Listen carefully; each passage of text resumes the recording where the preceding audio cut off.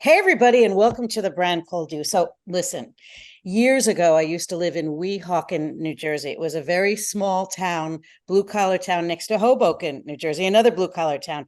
And I think I lived there because I was drawn to its romance. After all, I used to love Marlon Brando's that famous film On the Waterfront with Marlon Brando. You know, Hoboken, Weehawken, these were cities filled with fishermen and mobsters, and it was a black and white city. Frank Sinatra and my neighbor Don Carluccio used to rent a storefront in Hoboken for $50 a month, and he'd spend all day playing poker with his friends. So that was the city that I lived in. So you can imagine my surprise when in 2016, in my email box, I suddenly learned of this unbelievable conference in Hoboken, New Jersey, Propelify. I hope I got that right. And it was a conference that was celebrating the greatest startups in the world, the most youngest, most innovative minds. And in the picture in the background was a handsome guy who we have here today. And behind him was this tall, modern glass building. And I'm like, is this the Hoboken of my youth? And of course, I had to acknowledge that things change, even as much as my romantic fantasies would like them not to. Things change, and they often change in ways that are so exciting if you're willing to be open to it. And I'm super excited to have as my guest today the founder of this amazing conference, Propelify, um, Aaron Aaron Price. Welcome, Thank you very Aaron. much I'm for gonna having I'm me. gonna sorry to interrupt. I'm gonna introduce you for a second. Um, Aaron is not only the inventor of this conference of innovators. He is the CEO of a new New Jersey tech council called Tech United, which represents over 500,000 innovators and some of the largest tech companies in the country. Tech United provides the tools and the resources and the community to propel innovative ideas into action and to strengthen this collective technology ecosystem at literally all stages of growth. But Aaron doesn't just do that. Apparently, he has served as a tech expert at the White House under the Obama administration. He's worked with the New Jersey Economic Development Authority, Fast Company, Entrepreneur Magazine, and the Wall Street Journal, to name a few. Aaron, how exciting to have you here. Well, thank you very much. That was a very impressive lead-in. Well, listen, I grew up in Clifton, New Jersey. As one Jersey girl to a Jersey guy, how do you say the word MALL? Mall? See, you don't do it either. We don't say mall. No, I don't say mall. How do No, you say, how do you, sorry, when you're drinking that thing? I say coffee, but I'm happy to indulge with some coffee. Yeah. So, all right. So you passed the test. You're officially not too Jerseyized, which is, Not too but Jersey. still, how does a Jersey guy thinks big like you? I mean, where did this all start?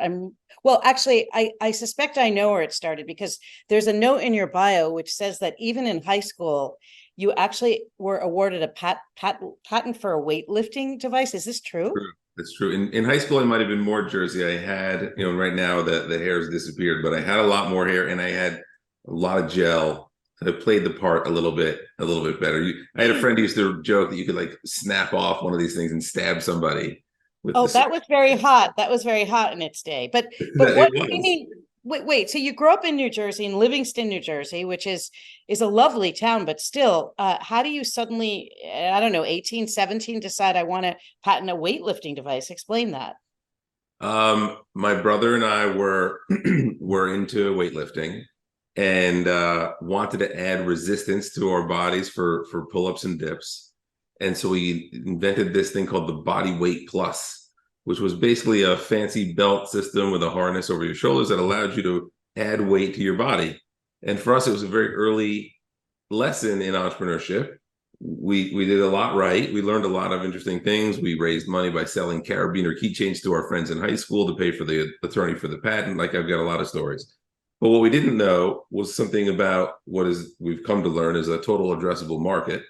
And there aren't a lot of people, there isn't much of a market for people who need to add weight to their own body weight for pull-ups and dips. Most people can't do a set of 10 with their own body weight, let alone need additional weight. So, that was a fun lesson. We went to some trade shows, we learned a lot, but entrepreneurship has always been a driving force for me and what I've wanted to do. And so that was my first real thing, but I've always been washed cars for as a business. I had the lemonade stand. I shoveled snow. Like I did whatever. I did a lot of entrepreneurial things from an early age.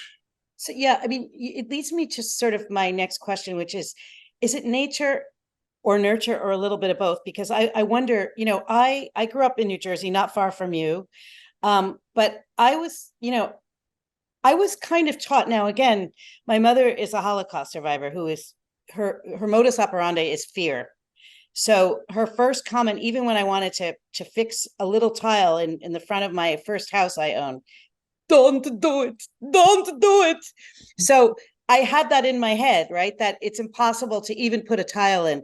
So it took me till I was well into my senior adulthood to realize I had competence. I wonder how much you got from early influences in your family, or is it something that was in your school, or is it genetic? I think it's sort of all the above. It's definitely something to me that feels like it's part of my DNA. I've always been interested in starting things and building things and inventing things, and then in how to commercialize and hopefully make a living in doing that. So for me, it's always been part of who I was. And for a while, I did not believe it was something that could be taught. I've changed my tune a bit there. I think that you can learn. I think the heart of what I thought you couldn't learn is ambition. And I don't believe you still can learn that. I think that needs to come from within. But where you direct that ambition, I think can change pretty dramatically. And starting something, especially now with the tools available and how much easier it is to start, especially software businesses, but many businesses, I do believe it's something that could be taught and that people can learn the skills to be great at. I feel like I mean you are inviting a lot of speakers to your next big conference, but so many of them are not just about making money. There's altruism. I see you've got things on climate change and on finance, but in the best sense of the word, impact investing and all that. How much of your drive for innovation has to be driven or fueled by the right values? All of it. Maybe I don't know that I would have thought that when I was younger. When I first started, I was much more. I wasn't solely financially focused, but that was a big driving factor. The biggest factor for me was always about solving problems. I always was interested in how can we make something better. And so my first real business was something called Deliver You, which was in college, where my best friend and I started one of the first services to allow for online food ordering for restaurants. This is like before anybody else was doing it. We think we were the first. We were certainly in the first class. These things kind of come in waves, and we were among the very first. Wow. I mean, this was a time when, people would say, we would walk into restaurants. I was knocking on doors, and the most common response from restaurant owners was, "Who's going to want to order food online? That's ridiculous." And so, I mean, that's what the world looked like at the time. And so we did persevere, and we did reasonably well with that business. But now I forget where the question was going. Well, I was asking you about altruism versus. Oh, right. So my drive then was around the inefficiencies. Frankly, at that time, we were coming home late at night, ordering late night food, couldn't get through. There were translation issues sometimes with whoever picked up the phone. So we thought this is a much more efficient way to get the order in their hands. We also thought we could make a lot of money doing it. And we did okay, but now I'm much more focused around whatever it is I'm working on, how can it have an impact for good? And I think more about legacy and whatever sort of products and services I'm working on, that they have some more. I wouldn't say that they're social impact in businesses, but there's a component of, are we actually doing something that's worthwhile for society, or is this just to make a buck? And I'm less interested in solely the latter. Can you tell me about, I know you're launching something called, I believe it's Better Future Labs. Yes. Maybe you can tell me a little about some of the ways that you're putting your philosophy to use now. So there's a storyline here, which is I was the sort of lonely entrepreneur for many years. I started the New Jersey Tech Meetup, which grew into inspiring the Propelify Innovation Festival in the Hoboken waterfront you talked about. That did very, very well and was acquired in 2019 by the New Jersey Technology Council, a long-running trade group that's similarly built around driving innovation and entrepreneurship in the region. Something I sort of stumbled upon. I happened to do this thing in New Jersey, but it wasn't for New Jersey. We rebranded that organization as Tech United New Jersey, and we still produce the Propelify Innovation Festival. It's coming up in a few weeks. I hope that your listeners and viewers will join us there. It's in the Hoboken waterfront. They can see more at propelify.com. And the mission continues to evolve. And one of the things that we've recognized in this market is that in New Jersey, we have incredible assets, but we get sort of lost in the shadow of New York City, especially. It's something I'm sure you can relate to, perhaps when you were in Weehawken looking at New York City. And so there aren't the volume of startup companies here. There isn't the volume of investment that we think should be here based on the actual, the wealth of the residents, et cetera. And so Better Future Labs is a company, a startup studio that's going to bring together these incredible assets that we have in this state and build companies from scratch, right? So we partner with corporations. We understand some of their friction and pain points. We work with our entrepreneurial communities, brainstorm ideas for solutions, and act as the institutional co-founder to help build these businesses from scratch to, as we like to say, build a better future for all. I mean, in some strange way, did COVID help your cause because people suddenly realized they weren't married to New York City and office buildings within the city, or just out of curiosity? New Jersey, yes, as people thought about their quality of life, New Jersey benefited from those who were used to a 5-day commute to New York City, who now recognize, well, what's going on in their backyard Monday through Friday, and how do they want to engage in their local communities? And 20% of the New York City Google workforce lives in New Jersey. That's pretty representative in general of the New Jersey workforce. And so more and more of those folks are involved in their own backyards now in a way that they hadn't been before. So yes, I do think it helped drive our message and create more awareness for what we're up to. I mean, years ago, if you would have said, I want New Jersey to recruit more companies, I would have pictured, big office spaces. Are we talking now about people working from home and supporting them in that way? Flexible work environments, working from home, working from creative spaces, potentially leveraging underutilized or vacant floors in some of those large corporations. New Jersey is the home to the most dense population of corporate headquarters in the country. Some of those businesses have empty floors based on a variety of factors, including the pandemic and people not wanting to go back to work. And so, for instance, Verizon's one of our early partners with Better Future Labs. We're utilizing a massive facility of theirs in Piscataway that they had intended to be a new headquarters, that because of the pandemic, they changed plans. We were looking for space. It's a great fit for us to utilize a space that has capacity. So I wouldn't say we're talking about primarily work from home, but we're talking about leaning into the assets that are here and being creative in ways to engage people. It's also a large state, so not everyone wants to come to where I am in Hoboken, or wants to be in Princeton, or wants to or go to Cape May or Atlantic City.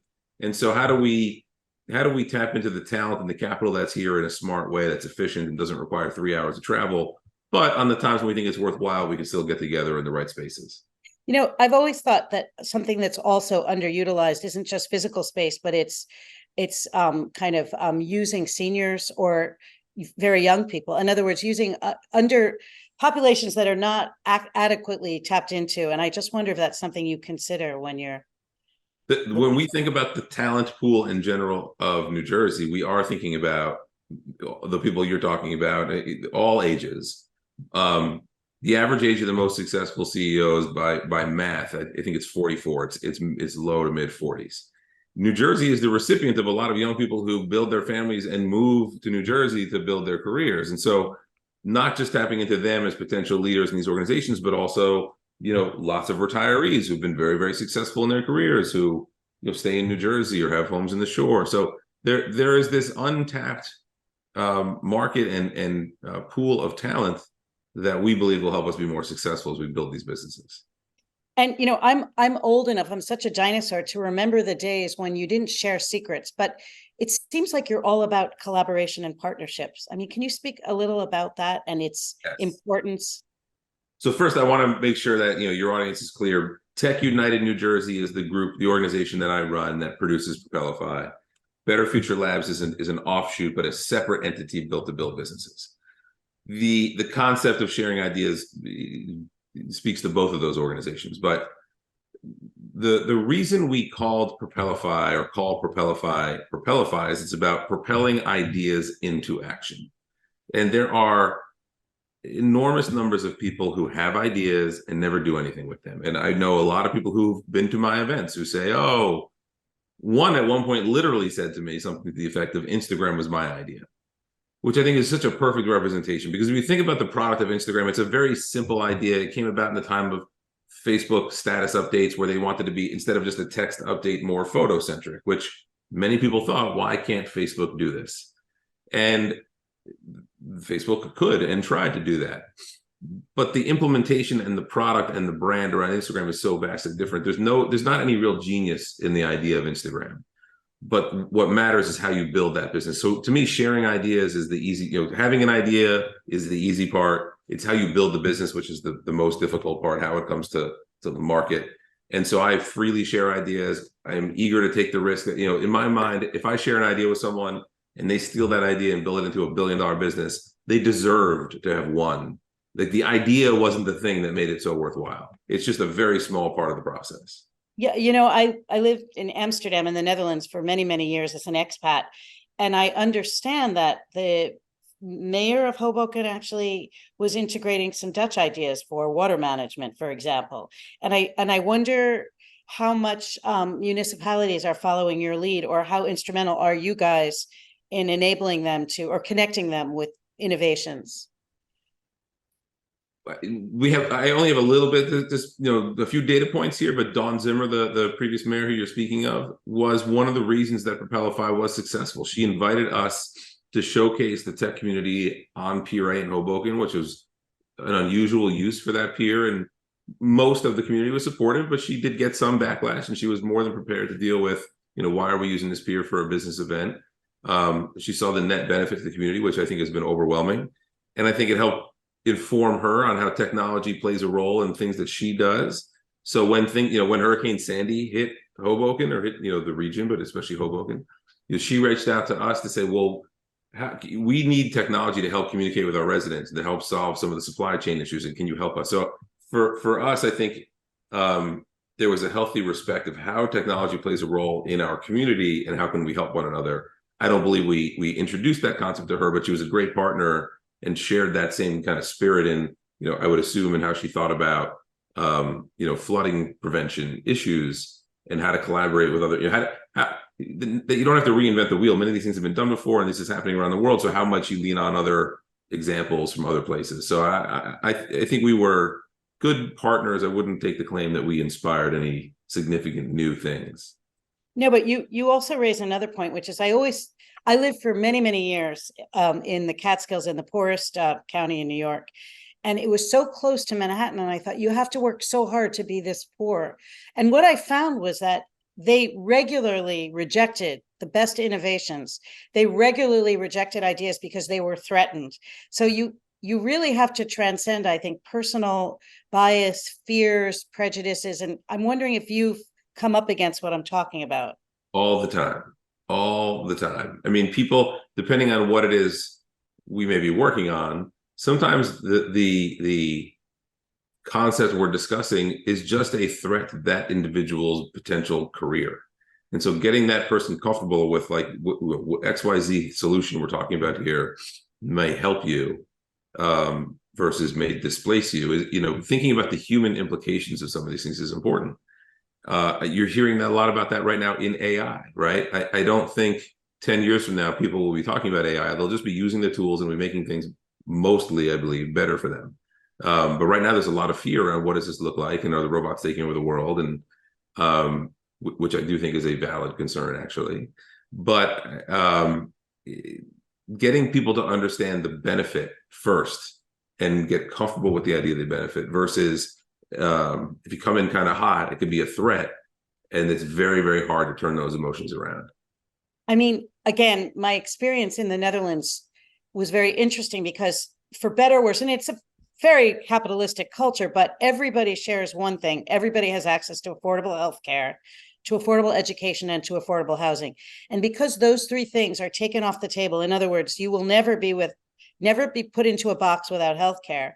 I think the fear of collaboration is slightly less. And I think it's almost impossible to address a truly collaborative environment in America when there is such social inequity and economic inequity. I think that's part of the thing that is a much larger problem. I don't know if you agree with me. I do agree with you. If you look at the disparity of wealth, the rich are getting richer and the poor are getting poorer or staying where they were, in effect, making them poorer.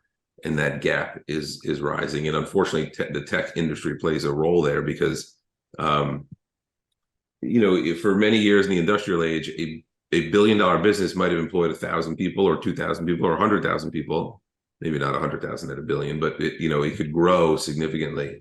And the tech world can be so efficient that a billion-dollar company could be a dozen people, it could be 30 people. And so the wealth, sort of that distribution of wealth created and jobs created changes pretty dramatically in the tech industry. So yes, this is definitely an area that we think a lot about. And that's why the idea of building solutions, I don't think we should just, the tech industry should just needlessly hire people to keep people employed, but building solutions that have a positive social component, I do think is a really important part of the thinking. You have access and exposure to innovators from all over the world. They come to your conference. Have any innovators or startups outside America kind of given you some ideas that were fueled by their culture that I think you've kind of tried to integrate now? Or have you been inspired by some ideas that come from a different cultural perspective? Is that too abstract a question? No, I'm sure the answer is yes. I'm trying to give you a good data point. I mean, I've appreciated travel since a young, from a young age. One of the most influential things for me was a trip I took in high school called Semester at Sea, where we literally went around the world for a semester on a ship. So I do think, yes, the global impact of these things for me it's very personal. And I think a lot about, I am definitely a proud US citizen, but also how do these things play a role in what we're doing around the world? So we've had Taiwanese startups come to Propelify, and they bring an interesting, different cultural perspective, and companies from Germany. We've had companies from, I think, 23 different countries now attend the event. So I don't have a concrete example to say to you, yes, so this country did X, Y, Z, and we followed suit. But I would say we're very much influenced by our goal is to be best in the world, not to be good for just New Jersey or good in the New York area, but we want to have the best, in this case, the best conference in the world and represent the best community in the world in a collaborative way. That doesn't have to mean that somebody else is terrible, but we want to make sure we're pushing the latest and best thinking. And so we also look to other markets to understand what they're doing. How do they stand out? If we're talking about an event, events can get stale. What are people doing to keep these things interesting and different, and everything from the venue to the content to the design itself? So I would say there's very much an international influence. I can't think of a specific thing. When I first came, I'm a storyteller and a story strategist, and I remember I was hired to help Dutch social workers pull out stories from, at that time, a lot of Holocaust survivors that were having trouble sharing, and I put them through this highly interactive, emotional workshop. People were crying and sharing. I was kind of showing them what to do. And in America, this would have been my greatest feat. I would have been hired 12 times over. And at the end of the workshop, they mutinied against me. They were so horrified. They said, how dare you? How dare you go that deep and that private? What right do you have? It's a Calvinist culture, a private culture, where you take years to reveal that kind of information. So I was absolutely they were horrified by me. It was very helpful, because from then on, whenever I ran any kind of workshop in corporations, I would only have people share in small groups initially, and slowly and very delicately build out, knowing that it would be. But the interesting story is, about 10 years later, that same organization hired me to do that same workshop. I said, I thought you hated me. She said, we did. It just took us a while to realize it was very effective. 10 years. Yeah. But what I learned was that the assumptions that I made as an American in my own work, and particularly when you're pitching for money, because a lot of Americans will, pitch ideas to non-Americans and vice versa. And I realized that even in the way you speak and the way you communicate, which is so important for startups, it can be so misinterpreted and misunderstood. That was a very interesting lesson for me, and I suppose that's what I was asking you about in some strange way. But I noticed that you're promoting something I thought very provocative, which is to make the entire state of New Jersey a 10-year tax-free zone. Can you explain that a little? Yes. So first, this is not a new idea. New York does this to some degree right now. And we would like to see many more companies start and grow in New Jersey. And so one of the ways I think we can incentivize that behavior is to make any profits from the business itself tax-free for 10 years, but also the state income tax for employees to do away with income tax for employees for startup Wow. about 100 employees, which in effect is, depending on where you are, 2 to 5% bonus, which to the state's budget, based on the number of these companies, is very, very small. But to the startup companies and to the employees is very meaningful. So Huge. we need a leg up. We need a way to stand out. This is one of many proposals we have going. Another is to increase an angel tax credit. So angel investors who invest in New Jersey businesses get a 60% rebate on that investment. Right now it's 20%, which is sort of standard around the country. So 60 makes us tremendously competitive. It will drive a lot of investment to companies here. I want to make sure that New Jersey gets a little bit of a bad rap.